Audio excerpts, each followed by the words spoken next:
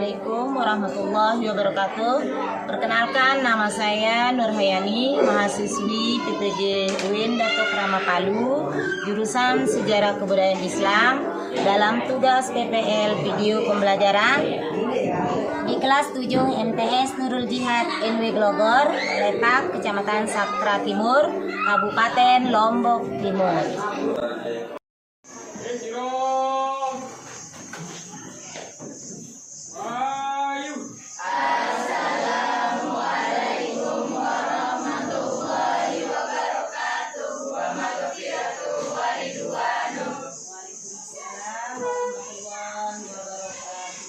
Pagi anak-anak. Pagi.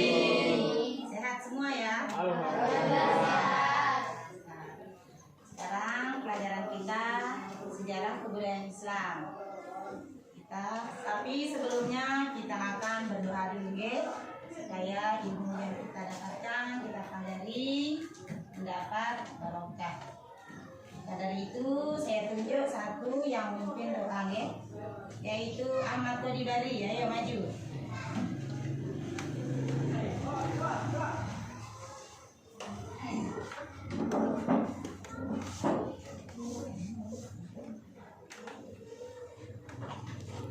Berdoa mulai.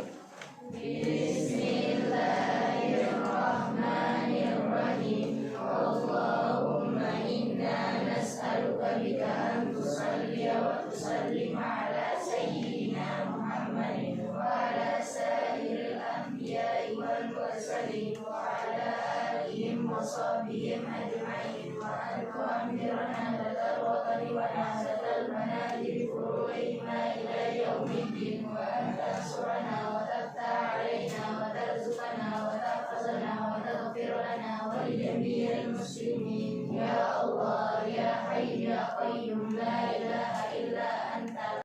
Kita akan membahas masalah kondisi masyarakat Arab sebelum Islam ya. Pada awalnya masyarakat Mekah adalah penganut agama Tauhid yang dibawa oleh Nabi Ibrahim alaihissalam. Kemudian dilanjutkan oleh putranya Nabi Ismail alaihissalam. Perjalanan hidup Nabi Ibrahim, Siti Hawa istrinya, dan Nabi Ismail putranya, dengan membuahkan sejumlah ajaran dan kebudayaan Islam yang sampai sekarang terpelihara, seperti Ka'bah, makam Ibrahim, dan peristiwa Kurban.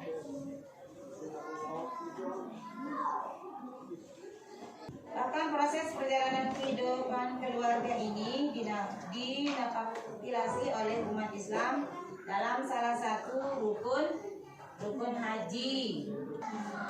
Kemudian yang kedua, kondisi sosial masyarakat Mekah sebelum Islam.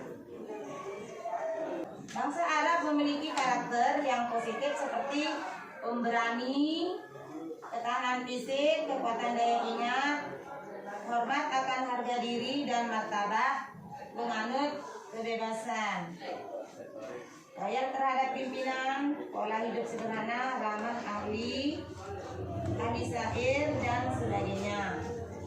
Kemudian yang ketiga, kondisi ekonomi masyarakat Mekah sebelum Islam.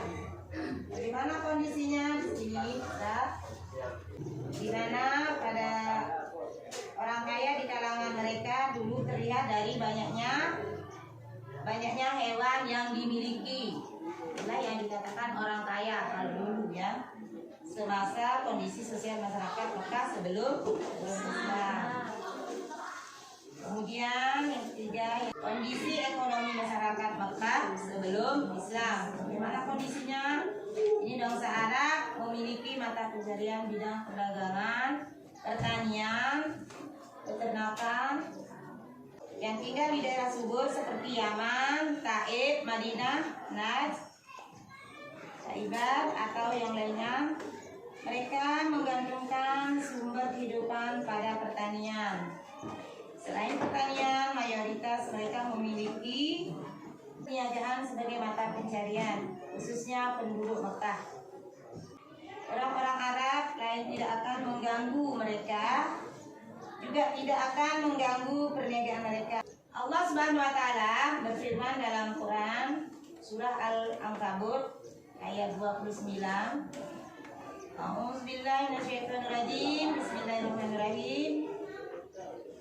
Awalam yara anna ja'alna haraman aminan wa yatakhaffafu an-nasu min hawlihim abil batili yu'minuna bi ni'matillahi yakfurun. Mungkin ada yang mau ditanyakan?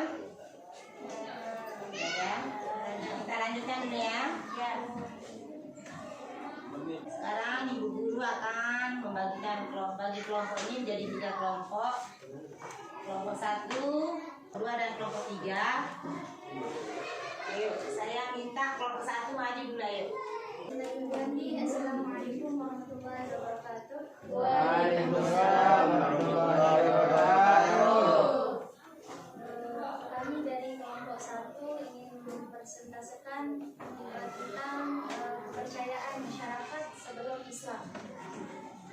Kepercayaan masyarakat sebelum Islam. Pada awalnya, masyarakat Makkah adalah penganut agama Tauhid yang dibawa oleh Nabi Ibrahim alaihissalam. Kemudian dilanjutkan oleh putranya Nabi Ismail alaihissalam. Perjalanan hidup Nabi Ibrahim, Siti Hawa adalah istrinya, dan Nabi Ismail putranya, merupakan sejumlah ajaran dan kebudayaan Islam yang sampai sekarang terpelihara seperti Ka'bah, makam Ibrahim, dan peristiwa Kurban. Bahkan proses perjalanan kehidupan keluarga ini diadopsi oleh umat Islam dalam salah satu rukun haji. Setelah Nabi Ismail alaihissalam wafat, masyarakat Makkah mulai pindah menyembah selain Allah. Proses perpindahan kepercayaan itu berawal dari Amir bin Lubai, seorang pembesar suku Khuza'ah yang melakukan perjalanan ke Syam, Syria. Dia melihat penduduk kota Syam melakukan ibadah dengan menyembah berhala. Dia tertarik untuk mempelajari dan mempraktikkannya di Makkah. Dia membawa berhala yang diberi nama Hubal dan diletakkan di Ka'bah. Berhala Hubal menjadi pemimpin berhala yang lainnya seperti Lata, Uzza, dan Manat. Dia mengajarkan kepada masyarakat Makkah cara menyembah berhala, sehingga masyarakat meyakini bahwa berhala adalah perantara untuk mendekatkan diri kepada Tuhannya. Selain itulah, mereka mulai membuat berhala-berhala sehingga mencapai 360 dan kota Makkah menjadi pusat penyembahan berhala. Ketika melaksanakan haji, bangsa Arab melihat berhala-berhala di sekitar Ka'bah. Mereka bertanya alasan menyembah berhala. Para pembesar menjawab bahwa berhala-berhala tersebut merupakan perantara untuk mendekatkan diri kepada Tuhan. Selain itu, mereka kembali ke daerahnya dan meniru cara ibadah masyarakat Makkah. Mulailah kepercayaan baru menyebar di seluruh jazirah. Baik teman-teman, dari pembacaan materi tentang kondisi masyarakat Arab sebelum Islam, apakah teman-teman ada yang mau bertanya? Silakan. Kami dari kelompok 2 ingin bertanya, apa penyebab yang memengaruhi masyarakat menyembah berhala? Baiklah, kami akan menjawab pertanyaan dari kelompok 2. Apa penyebab yang memengaruhi penyembah berhala untuk mempelajari dan mempraktikannya di Makkah? Dia membawa berhala yang diberi nama Hubal dan diletakkan di Ka'bah. Berharap Hubal menjadi pimpinan berhala yang lainnya seperti Lata, Uzza, dan Manat. Baiklah, sampai di sini presentasi kita pada pagi hari ini. Sekian, kami dari kelompok 1, kami akhiri. Assalamualaikum warahmatullahi wabarakatuh. Jadi kesimpulan materi kita pada pagi hari ini yaitu pertama, menjelaskan misi Nabi Muhammad SAW sebagai rahmatan lil alamin. Kedua, menjelaskan kondisi Makkah sebelum Islam. Ketiga, mengidentifikasi cara dakwah Nabi Muhammad SAW di Mekah. Untuk hari ini, pada pagi hari ini, besok kita akan lanjutkan ya. Sekian, assalamualaikum warahmatullahi wabarakatuh. Waalaikumsalam warahmatullahi wabarakatuh.